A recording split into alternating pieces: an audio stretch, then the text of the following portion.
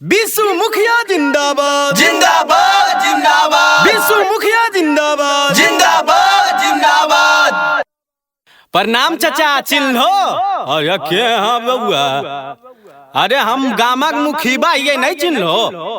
अरे नहीं चिन्हियो तो हने सब तो जीत जाई ओकर बाद बिला जाई हो। अरे बिला कैसे जाइए, 5 साल में देखो किसे की कर दिलिए हम। अरे कुछ नहीं कहनी, घंटा नहीं कबाड़ पैनी केकरो है एने देखी तो रोडवा सब ऐसी एकदम लगो टूटल फूटल। हमरो घारा उरा नहीं बनबे ना। अरे अबरी बनवा देबे, अबरी देखो फोटवा देखो कैसे बनवा दइए। गामक देबे वहीं के शहर बना देखो कल। अरे कुछ नहीं करमी हम जानो ये तो हनी सब एकदम खदम मर ही पैसा खा जाए पैखन मोबला पैसा खा गन। ए मुखिया जी मुखिया जी आगल खुन जरी हाउले बोलिया। आप सभी जनता जनार्दन को मेरा प्रणाम। मैं आप सबकी मुखियाइन SM रानी। आप सब हमें वोट दीजिए, ना होगी 5 साल तक कोई भी परेशानी। अरे हमरा देहन वोटबा ई टूटल का गेटवा के इंडिया गेट बना देबो। मेरा चुनाव चिन्ह है घंटा छाप। अब मुखिया जी तो है झाड़ू छाप देलखिन 5 साल में 100 साफ करे। हम बतबे की बात है। अरे बोल में ज्यादा रे। तो आप सभी घंटा छाप पर मोहर लगाकर भारी से भारी मतों से हमें विजयी बनाएं। और हमको डबल भारी मतों से विजयी बनाए। 5 साल में हम सब चीज कर देंगे। अच्छा आप क्या किए हैं बताइए जरा।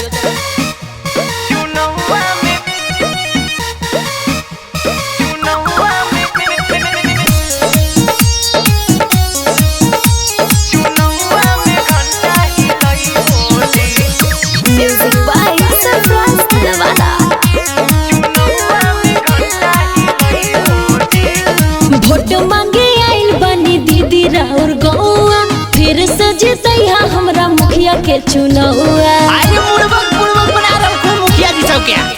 अरे वोट मांगे आइल बनी दीदी राउर गौआ, फिर सजतैया हमरा मुखिया के चुनौआ। हमर करल सब काम न भूलई हो जी, भूलई हो जी। आप लोग सब समझ रहे ना। जबन कइले रही पता नानी भइल हो जी, चुनौआ में घंटा डोलई हो जी। जबन कइले रही पता नानी भइल हो जी, चुनौआ में घंटा हिलई हो जी। चुनौआ में घंटा हिलई हो जी। देखिए ज्यादा मत बोलिए।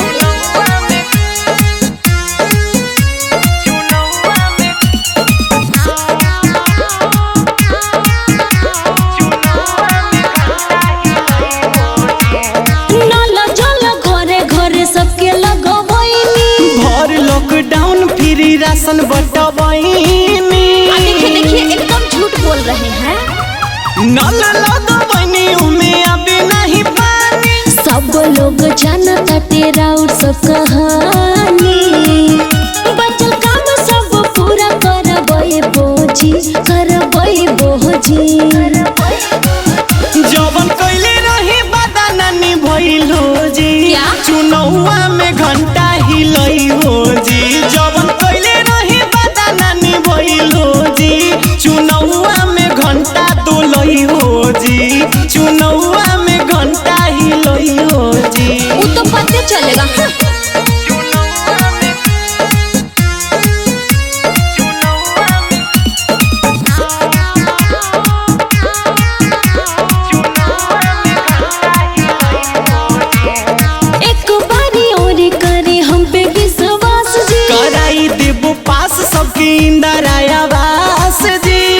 अच्छा घूस लेके हमनी के ढेर अब नहीं फुसलाई। 5 साल में की कोइलो प्रूफ दिखाई। आप क्या किए जी, बिशु रोहित से जाके पूछ ली हो जी, ली हो जी।